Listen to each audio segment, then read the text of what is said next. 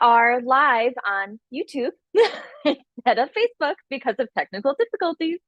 But we are here, and thank you for everyone who is able to pivot and join us to get this content out to you because we have a really special guest with us today, and that is Dr. Matthew Mara, and he is a general dentist in Boston,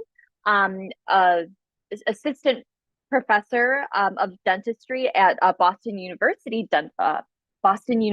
School of Dental Medicine. And also, very recently, he has joined us as a medical advisory board member of Hope for HIE to offer his expertise as a parent of a child with HIE and also as an oral health researcher. So thank you so much for being here with us today, Matthew. Yeah, thanks for having me. Yeah, and thanks for your patience as we figure out all of this technical stuff. The goal of today's conversation, as you know, is to talk about dental health and disparity in children with medical complexities. So you're the perfect person to talk to us today, and we can't wait to get into it. But before we do, could you please provide us with just a brief career overview and your connection to HIE and or Hope for HIE? Of course, yeah. So I'm from Massachusetts, and I went to college and dental school in the Boston area. But between the two, I spent some time as a middle school teacher in Mississippi with Teach for America. And that education thread kind of came back at the end of my dental school experience, where I decided or was kind of to join the faculty as an option, kind of as a career path. I think if you met me 10 years ago, I would have never said that that was somewhere where I would be. But I continued kind of down the education front, and I've pursued some higher education within education and curriculum development as well. So I have a master's and doctorate degree in education. So my lens of a dentist is not the typical dentist, but as you maybe mentioned, I'm a general dentist. I am not a pediatric dentist. So I specialize in treating patients across the lifespan. And I was involved in a HRSA-supported program where I actually ran a geriatric clinic for some years. So my interest is more in vulnerable populations than it is in specific age ranges. With that said, part of my time as a faculty member historically has been spent doing populations-based research. I teach a first-year service learning class where we go to the Boston Public Schools and talk about nutrition and prevention.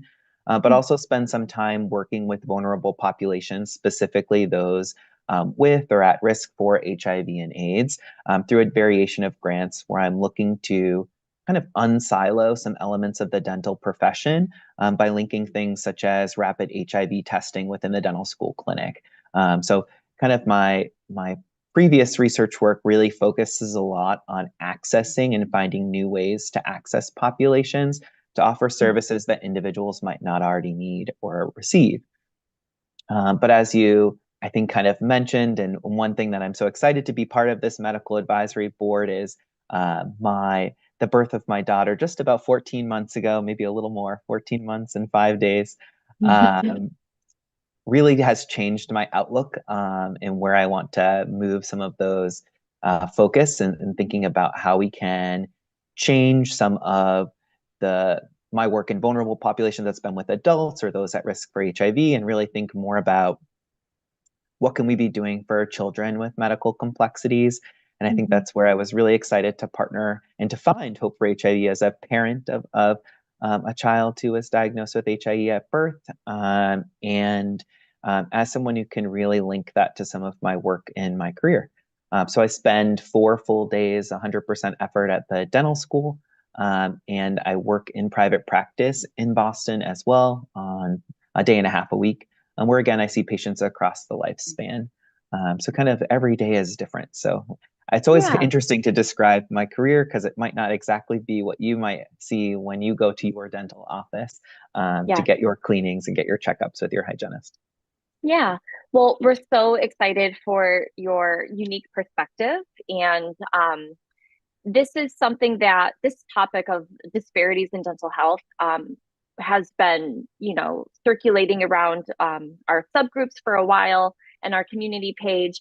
And it was really within the last year that we were like, we really need to build more health literacy resources around this topic because there's just not enough conversations about it. And it doesn't feel like there's a lot of research about it. So we're grateful for the work you're doing, and we're grateful for the conversations to help bridge that gap, and help equip parents with really helpful tools and information to help them navigate these circumstances that they're going through.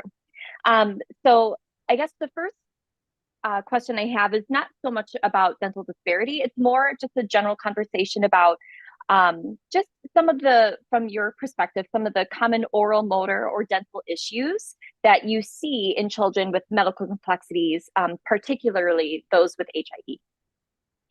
So again, I'll just preface my answer with I'm not a pediatric dentist. I don't treat a lot of individuals with different complexities in my practice.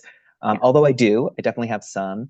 I think that before I answer about children with medical complexities, it's really important to note that, dental caries or cavities, holes in teeth, are actually the most chronic childhood disease, right? Disease of childhood. So it's very common to have cavities as a kid. And the percentage in individuals who have dental decay really fall into specific classes that are broken down by socioeconomic status or racial and geographic backgrounds. So certain individuals, based on the zip code they live in or the color of their skin, may be more at risk for dental care based on their ability to access the dentist. So there's a lot of work more broadly looking at ways to increase access for dental care for at-risk kids. And those types of programs involve school-based clinics, right, where we're trying to reduce the burden of having to pull someone out to go to a dental office, transportation, locations, parking, accessibility. So there's a lot of work in the dental arena to combat the idea that early childhood caries or decay and cavities are one of the most chronic diseases in childhood. So thinking outside the box in ways that we can offer our services.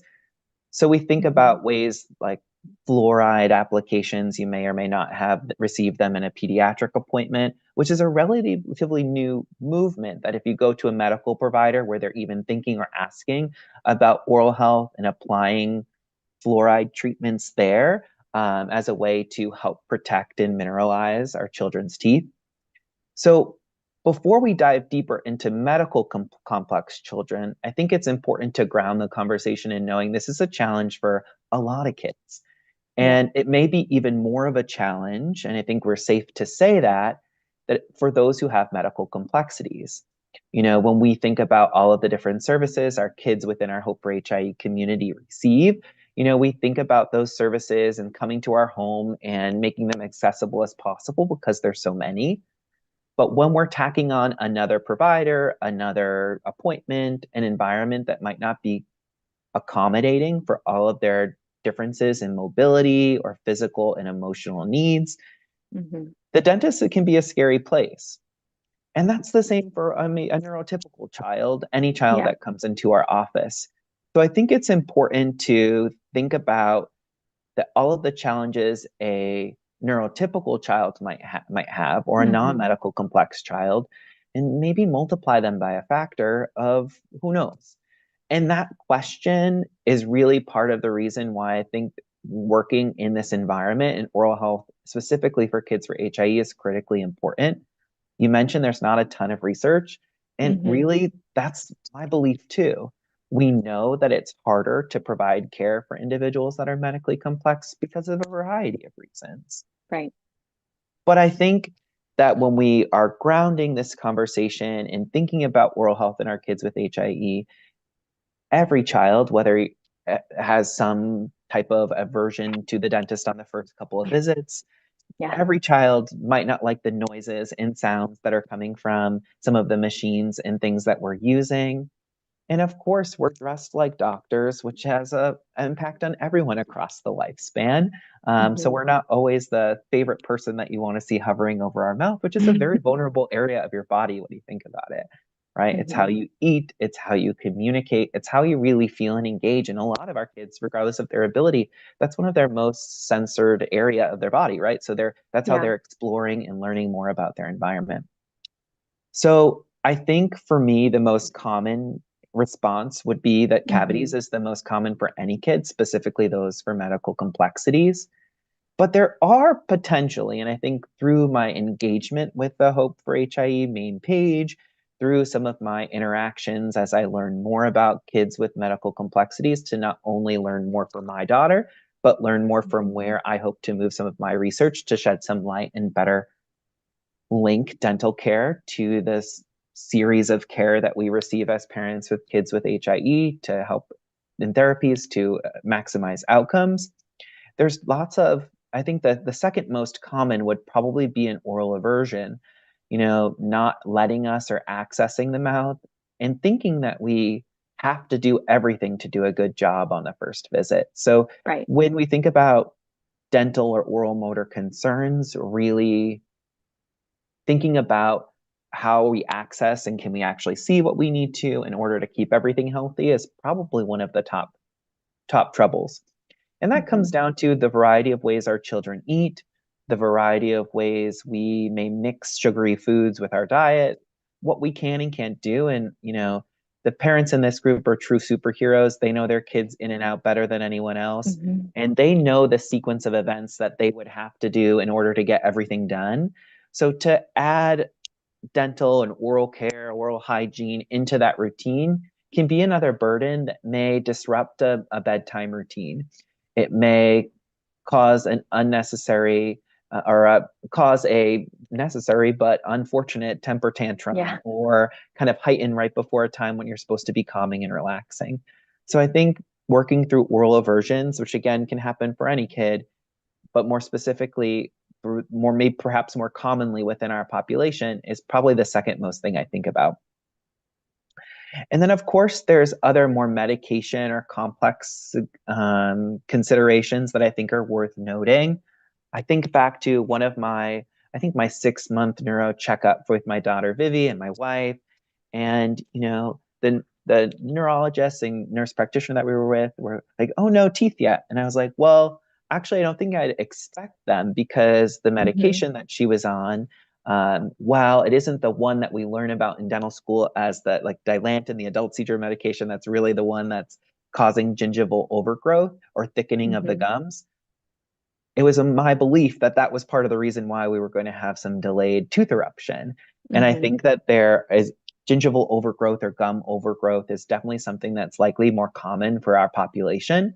But I don't know Hmm. if I can say that definitively because we don't really know because there isn't as much research or knowledge in that subject. And that's where a lot of these things that come through, I'm learning too through the Yeah. Facebook page and people's responses and why developing research and engaging in research can help overall as we start better preparing all of the providers who interact with us across our treatment for our kids so that they know a little bit more about and we have more evidence to ground practice and practice change. So I think gum overgrowth, I think about delayed tooth eruption, and also just other complexities that can come with this, as far as enamel hypoplasia, which is just less minerals in that outer layer of the tooth. I think of the tooth like a Hmm. hard-boiled egg. The outer layer, that shell, is the enamel, and that layer is actually the strongest material in your whole body. But the Wow. minerals kind of flow in and out depending on the environment inside the patient's mouth. As we eat sugary foods, the germs that live in our mouth create an acid, and it's high for a period of 20 minutes after we finish a sugary snack or drink. That acid we think of as an acid attack, which can pull or demineralize some of that outer white shell structure. Once it's made its way through that shell, the middle layer of the tooth or the white of the egg is a lot more porous. And that's when Hmm. cavities need to be treated right when they're at or slightly beyond that middle layer to prevent it from spreading much more quickly and getting to the yolk, that center layer or the nerve of the tooth. Hmm. So when I think about, you know, what we're doing, maybe kids who are receiving medication orally, maybe they're having it with a juice or a few fruit puree. It's an additional sugary insult in the mouth. And no matter what we do, when we have sugar in the mouth, we're getting that 20 minutes of acid. So as a parent tip, as you think about those late nights you're staying up or helping rock your kid to sleep, in between meals, it's always best for adults to think about water and not sipping on something like a sugary coffee through the morning. Because if you do that over the course of a few hours, right? Me too, and I'm guilty of it. But if you do that No. over a course of a few hours, the acid attack never stops, right? So we create that Wow. environment where minerals are continually lost. So I know this was a long-winded answer to one of your first questions, but I think these are things we don't know, and I think we need to explore them a little more. But I can safely postulate that there are definitely and hypothesize that there are more oral health complexities for our population, and there's Yeah. more that as dental providers we can do, and inform parents that have kids with medical complexities to really help reduce the unnecessary burden and that is placed on them and their ability to access the dentist and dental care to hopefully achieve the best and ultimate health outcomes. Yeah. And I know moving into our second question, which does cover more of the disparities and hardships when it comes to accessing equitable dental care, you talked a lot about it, like a variety of factors already. You know, it could, whether it's socioeconomic status or just where you live and just literally having to drive 1 or 2 plus hours even to access someone. What challenges do you feel children with medical complexities face when it comes to accessing dental care, and why, in your opinion, do those contribute to those disparities that you're talking Yeah, I think that there are challenges again that the typical population faces in accessing a dentist. And it's more my work, maybe more with vulnerable populations, specifically those living with HIV. You know, it's really finding a provider that you're comfortable with, that you can about? share this information, and that feels more like a teammate. A lot of my work in working with these vulnerable populations, you know, my first question really is, you know, do you have a provider that you feel comfortable with? And I think when you live in different areas where maybe there's not as many dentists or states, when you're driving further, when it might be more challenging to find a dentist that is a pediatric focused dentist, Mm-hmm. these are all challenges that kids face. Now, on top of that, medical complex children might find challenges where does the elevator work every time we come? Mm-hmm. Is there a ramp to get into the room? And then, of course, dental equipment is big. It takes up a lot of space. The cords are only so long.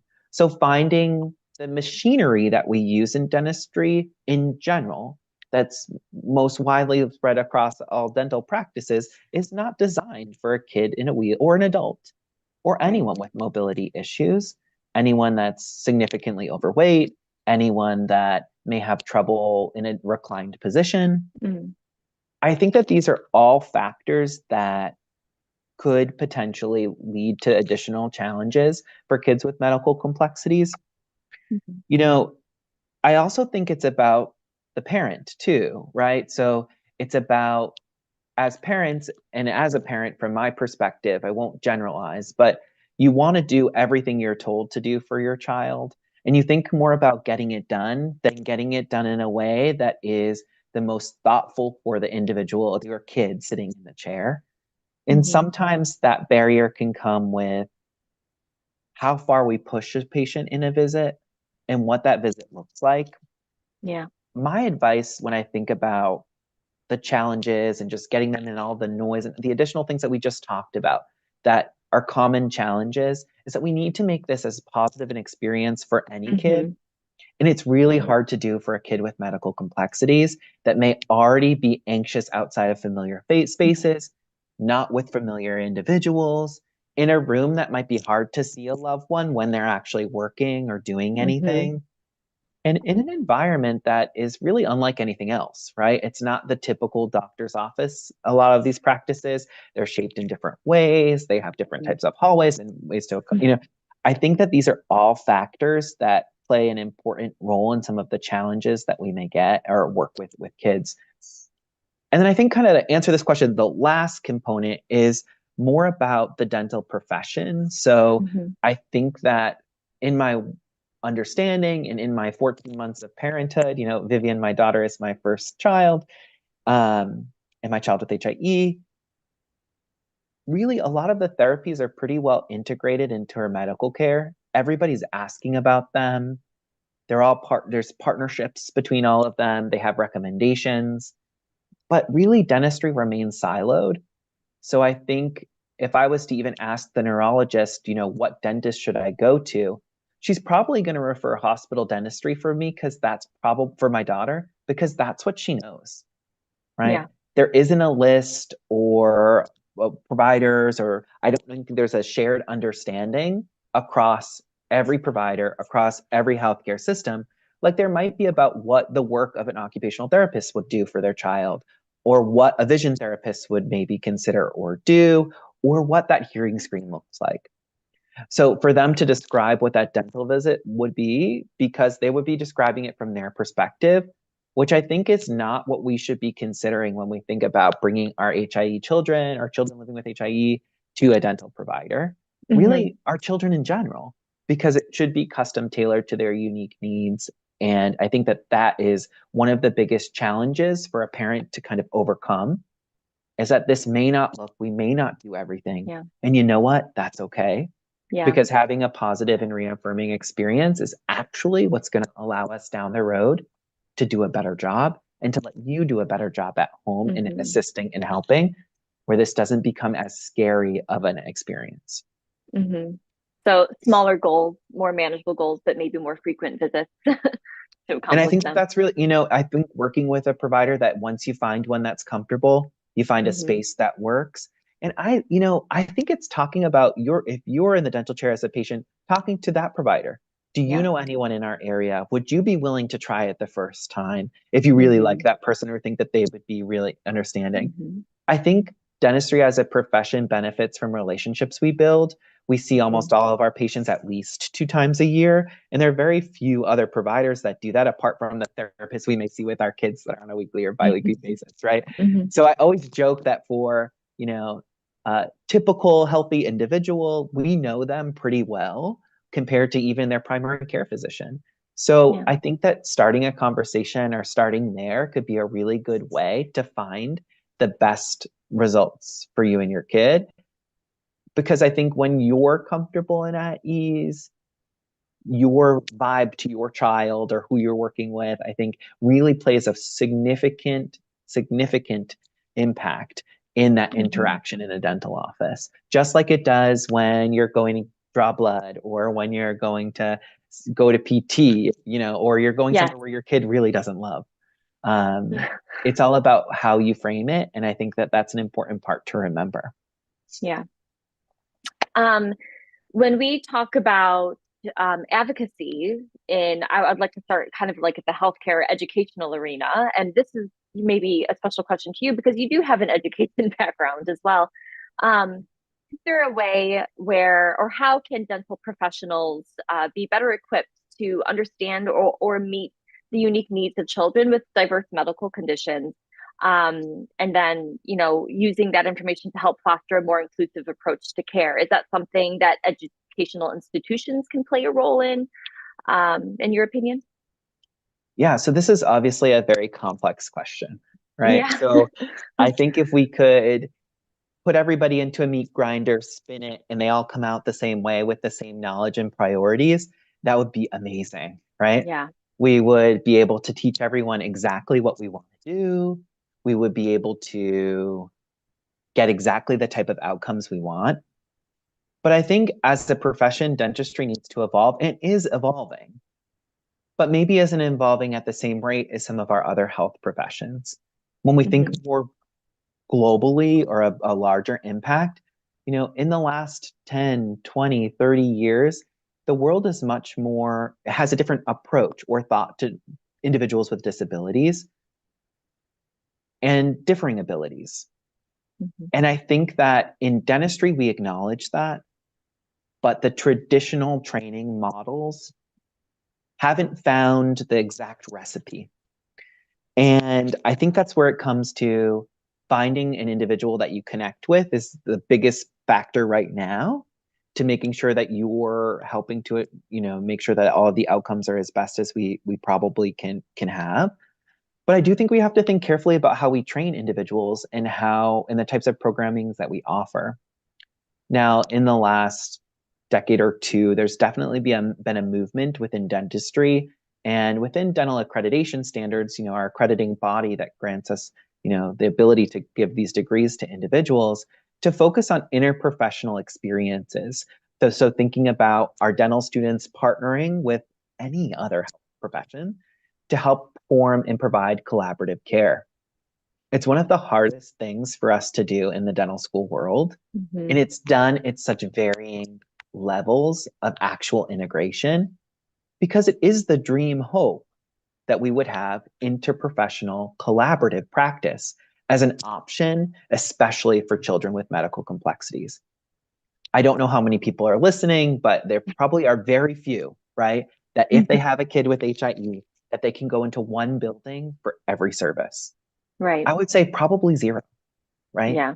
But wouldn't that be the dream if they were all in the same area, all in the same room, using the same medical history, being able to see what happened or what happened yesterday versus what they're thinking about tomorrow, learning more about, oh, their right hand isn't the hand that they favor. So we want to think about actually having them use a different device or tool to be able to do what they're going to do as they get older to build independence. These are things you could learn if we had shared resources.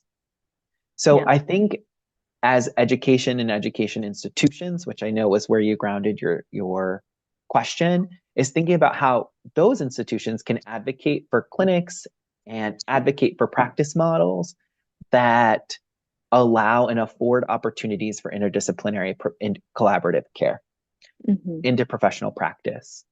Because that's actually what I think would be the best and biggest mover and shaker for kids in our cohort. Yeah. But I think it needs to start at a smaller level. And I think it's thinking about how we train providers and how we think about motivating them. So this year has been a year for me and my family, and for probably a lot of people that are listening. But one thing that's come out of it is I was asked to be a course director for the behavioral science course. And one of the final sessions, I'm partnering, and if you've watched the parent support group with Dawn Hamilton, she'll be actually speaking or doing a recording that the 214 dental students I'll teach this semester will get to learn a little bit about her experience and with Emmy and going to the orthodontist and how we interact and engage with caregivers.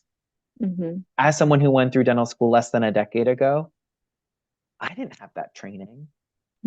My experiences, which afford me the ability, I believe, to interact with diverse populations, were outside of the dental school setting, or maybe intrinsic to my own motivation to become a practitioner.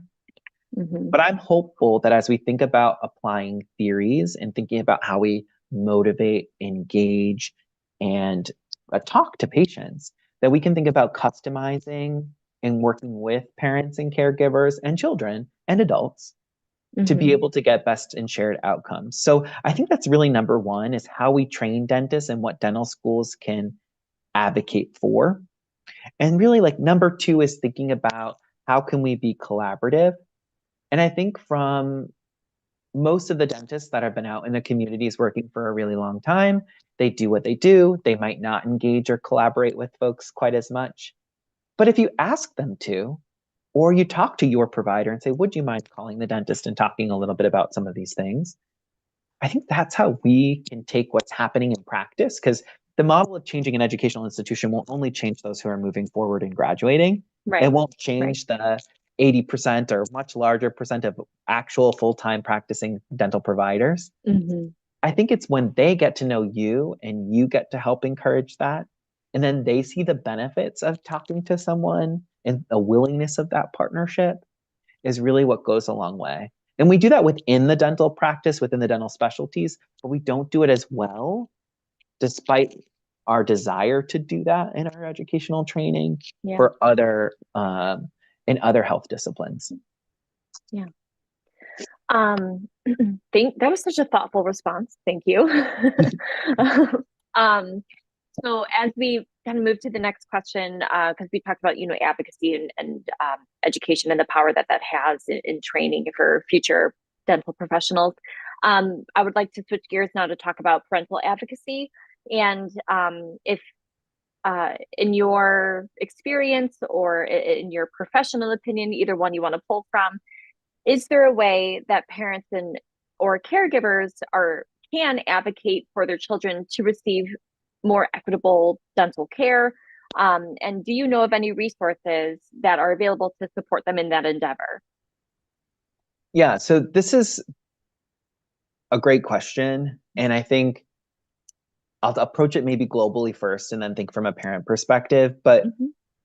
as a parents or caregivers of children with HIE, we have great gut instincts. I remember them telling, my daughter's particular seizures started around 20 hours of life. Mm, And I was the one who kind of picked up that something wasn't going to be going wrong. We weren't in an area. And since then, everyone's always told me, you know your kid best. mhm, And I think that I want to give the confidence that I've spoke to earlier. I really think of the parents in this group as superheroes in more ways than I could probably describe. Your mhm, capes are invisible, but I see them. mhm, Is thinking that you know your child best or the child you care for. So I want you to make sure that you keep that in mind as you go and interact with different providers. And I know that you already do that with those you feel more comfortable with.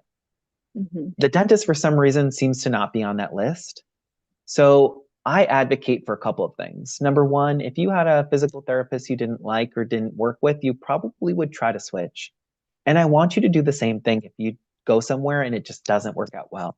mhm, Maybe if there isn't any actual action to try to have a better experience the second time or plan to do that, then think about exploring other options. Number two is be prepared. We're so prepared for so many other things, right? We kind of know what would happen in an OT session. We know what's going to happen when we meet with our neurologist, our regular mhm, pediatrician, our feeding teams, but we don't always know what's happening. So reach in the dental office or thinking again what our experience as a patient is like and thinking that exact same thing's going to happen, which isn't always the case. yeah. I think it's being forefront about it, having conversations without the child in the room, or at least creating space to do that before someone's trying to look in your child's mouth or assess and kind of get spring right to action. You should be advocating for conversations, whether that's in advance of an appointment with a provider or through written communication where you can share and pull together all of your questions. Now, to my knowledge, there isn't a great list of questions or things to consider, but I know that one of the things we'll chat about in or kind of mention is some of the work that we've been doing within the HIE community and the survey that we put out to really do an oral health needs assessment to actually get some data to support some Mhm, of these changes. And I think once we learn some of the challenges and we just uncover themes through the interviews that we're having or the data that's collected from the survey, we'll be better able, without my own personal bias as a parent and as a provider, to create a list or to create a list of topics that you might want to touch on depending on mhm, your unique child's need in advance of that appointment. You mentioned already maybe more frequent visits. I think you should be advocating for that 100%. I think you mhm, should be thinking about a stress, what we consider in dentistry as a stress reduction protocol. It's a fancy term for decide if you can come on a full stomach and come early in the day. Because we already know mhm, our kids are probably going to be most compliant, most happy after a good night's sleep. mhm, It means don't come directly from a therapy appointment where they've just worked really hard. mhm. And it's about planning and it's not as stressful for the parent as well, so that there's Yeah. less of a time window or crunch that they have to get something completely finished. And I think that's also in communicating with the dental office. When is the office going to be at least capacity? In case Mm, there is some unfortunate noises, upset kids crying to think about. And then to understand that that's part of the process for, and yeah. again, a neuro all kids, when they cry, their mouth is open so we can assess a little bit better, right? For the Yeah. most part. Right. So it's Right. about talking about that and figuring out ways to do Mhm, so. And then depending on the size of your kid, the mobility of your child, mhm. I always think that even sitting in the chair, spending time going up and down, like it was one of those rides outside of a grocery store before when we were kids. I don't Yeah, see many I of those remember anymore. those. Yeah. Yeah. Yeah. We put a quarter in and do, I Yep. really think and listen to the noises and touch. And every time you go, as a parent, advocating for one more sensory experience or asking, what could we do to better prepare? And maybe that's reading a book about going to the dentist. Mhm, I often say when we think about one thing we haven't touched on is dental sealants or ways that we can prevent cavities in permanent molar teeth, typically, is placing a little polish within those grooves. And individuals that come from different backgrounds or socioeconomic status are actually less likely to get those services, which might also be a case for our kids. And putting a little sealant there could be a really great protective way to prevent a cavity from forming in the grooves of our teeth, in areas that toothbrush bristles can't reach. But I think about like having those types of questions and learning. I say paint nails, I'd say do something. So like the sensory experience of it all isn't as much as a shock. And before you leave an appointment, will we be doing anything different next time? Can I prepare them any differently? Is really important.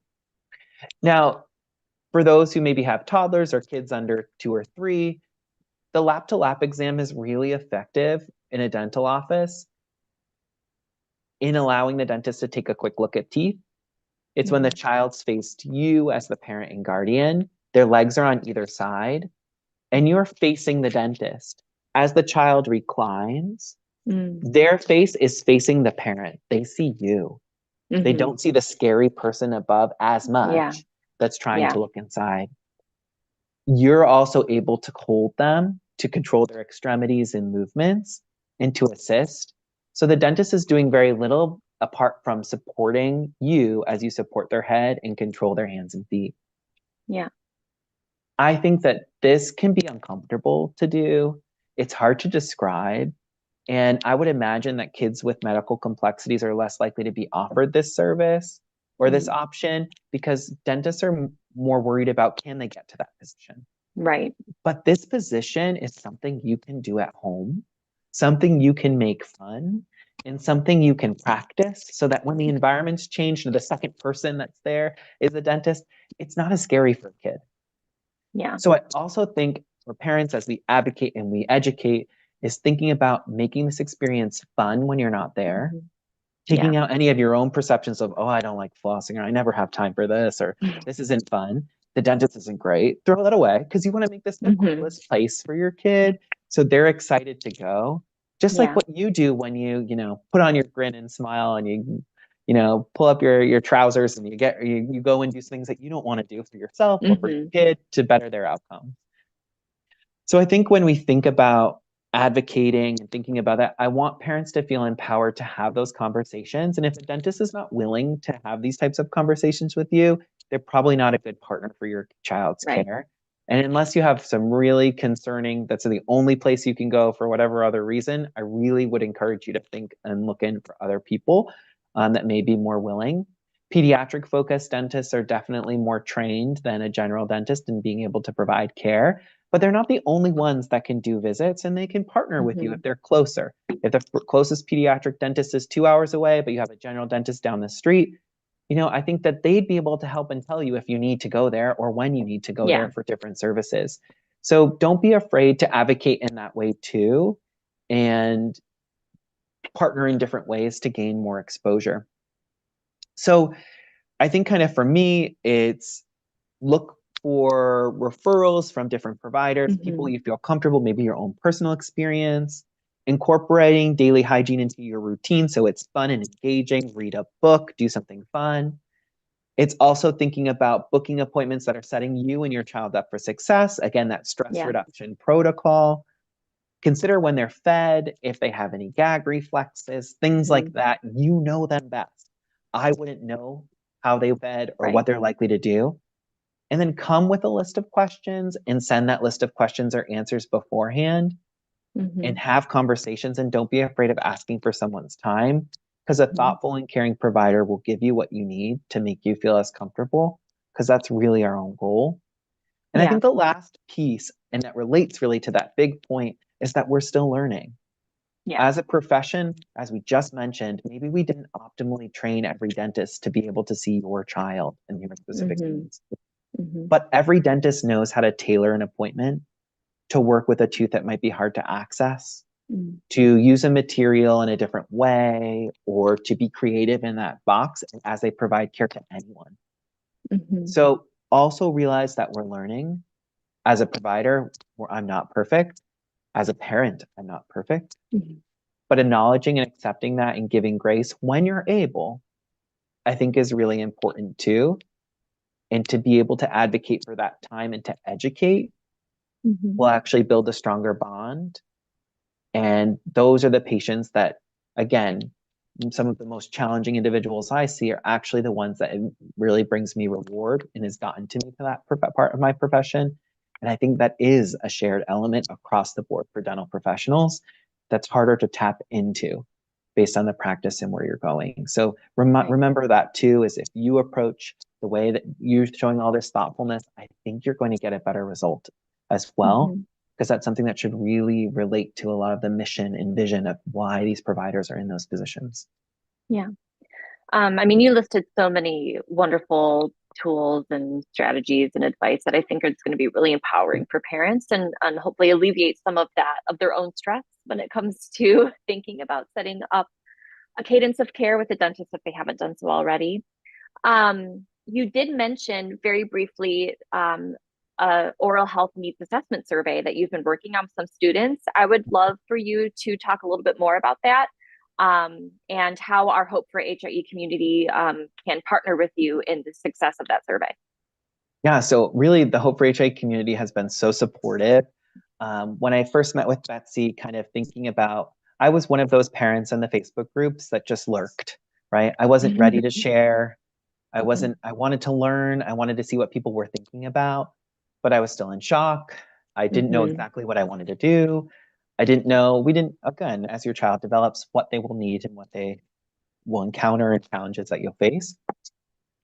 So it wasn't until maybe she was 8 months old that I sent a message to the Hope for HIE Facebook group Mm-hmm. asking kind of, I see a lot of posts about dentistry. I want to do some type of research project. And from there, I've spiraled to become a member of the medical advisory board and get to do some really cool projects that I'm super excited about as I started partnering and working with different students at the dental school to give them really great research opportunities, but also to make significant impacts.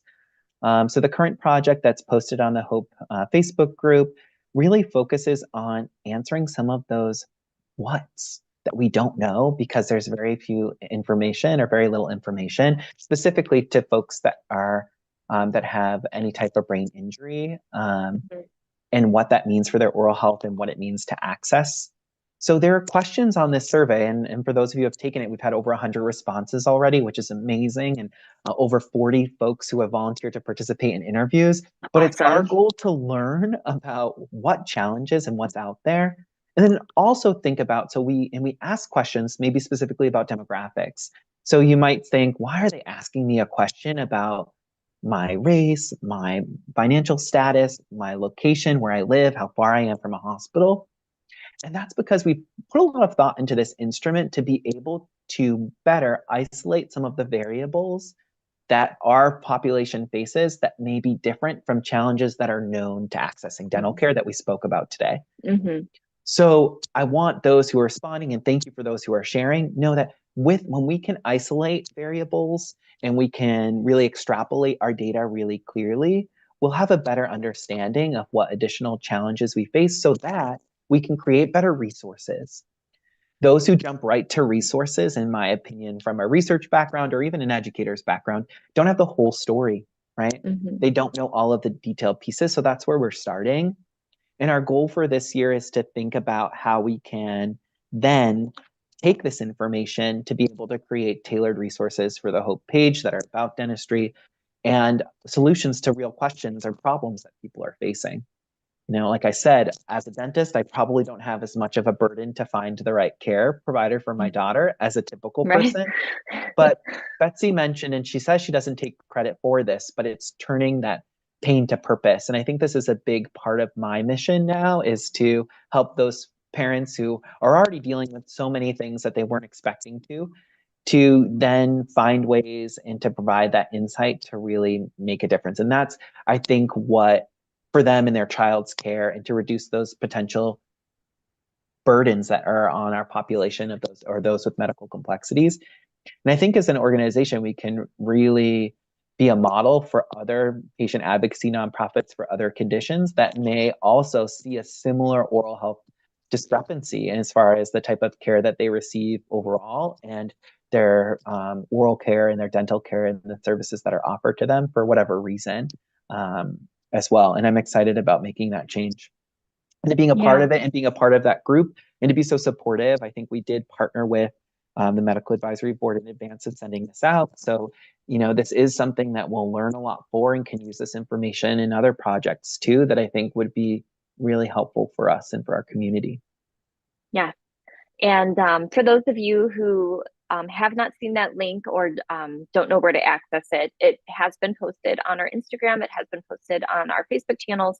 And then in addition to our website, and I will even link it on YouTube as well. So, and the blog that I create from the session. So it will be readily available for you if you are if you don't know where to look. So our last question, and it's more of just if we love to ask our providers, are there any resources that you would recommend to parents that either help with learning more about just engaging in healthy dental care practices at home, or B, just learning more about equitable access to care or the dental disparities and advocacy? Yeah, there are a lot of really great resources out there. And I think one thing that I've learned as a parent is that some of the resources that are best are the ones that give you little bites, right? So Yeah. I often refer any parent to the dentist mom Instagram page. She's a pediatric dentist. She has a kid. She has little tidbits of how she does things. And I think you'd be surprised looking at it and seeing, this is how she's doing something at home. This isn't that hard. This isn't that challenging. This is great pieces of information. I think for us in our population, we can think about how we'd adapt those, but we're pro adapters, right? So I think when you have the knowledge, that's a great place to get little bite-sized pieces of information, especially if you don't have access to pediatric dentists or things like that. And she's very interactive. So if you send a message asking for something, she might consider doing her next post about it. Yeah. Now, from an organizational perspective, I think looking at the American Academy of Pediatric Dentistry and their website, they have a list of FAQs, which can be really helpful. So on those, they ask questions about how often should I brush my teeth? When should I integrate fluoride? What's flossing look like? What am I, how do cavities form? What is a cavity? How does this bite affect things? There's lots of different questions that I think would be a great place to check out because that's really the practice guidelines that pediatric dentists would engage by is through that particular organization. And then lastly, believe it or not, the CDC has some really great information about oral health disparities. They do a lot of work through the NIDCR, which is the oral health kind of focused CDC group. A lot of the research that happens in the office that I work at the dental school and across dental public health across the nation really is funded through that organization. And they do a great job highlighting some of the different disparities and different things that are going on within our communities to better understand those, again, access to burden or access to care burdens and in ways that in initiatives that we're doing to kind of reduce that as much as we can to learn a little bit more about how that is kind of an undue or unfair burden for a lot of populations. And it's a great place to check out to learn more. Awesome. Well, I think that this video alone is just a wonderful resource. And we're so grateful, as I said before, for your very thoughtful responses. And we can't wait to kind of hear and learn more, especially as you start to interview and get more information from that needs assessment survey. And we just can't wait to see what comes from that. Thank you so much again for your time and for your patience with the technical stuff at the beginning. And we can't wait to hear more from you as time progresses.